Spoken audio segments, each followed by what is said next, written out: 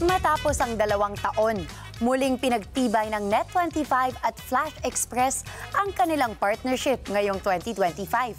Patunay lang ito ng kanilang pagsusumikap na mapalakas ang media, entertainment at logistics sa bansa. Narito ang aking report.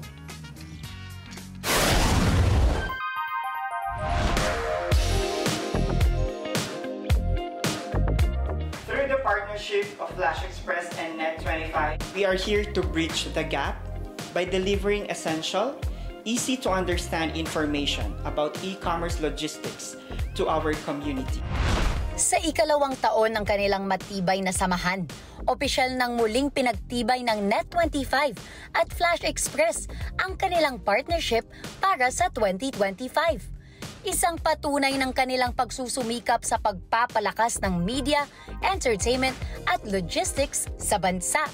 We know that there's a lot of challenges as we go along, but with this partnership, we look forward to giving you the media exposure for our viewers to learn more about the services and the solutions that you offer. Here's to another year of growth, opportunities, and success. Welcome to Net25.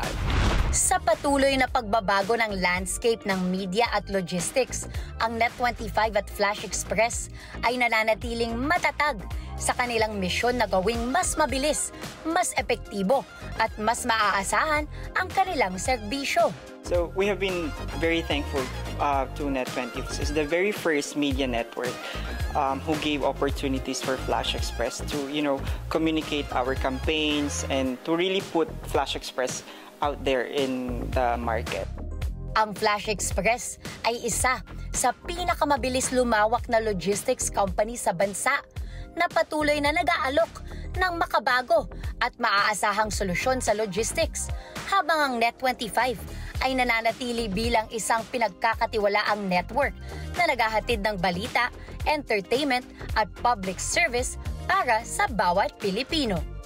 And through that partnership, mas lumawak ang reach ni Flash Express, mas maraming Pilipino ang nakakilala kay Flash Express, at higit sa lahat, maraming natulungan si Flash Express through the proper information na pinaparating ni Net25 sa ating mga kababayan.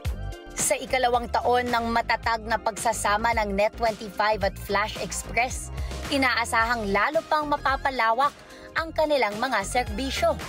Mapapatibay ang presensya ng kanilang mga tatak at higit sa lahat, may pagpapatuloy ang paghahatid ng dekalidad na serbisyo sa mas maraming Pilipino.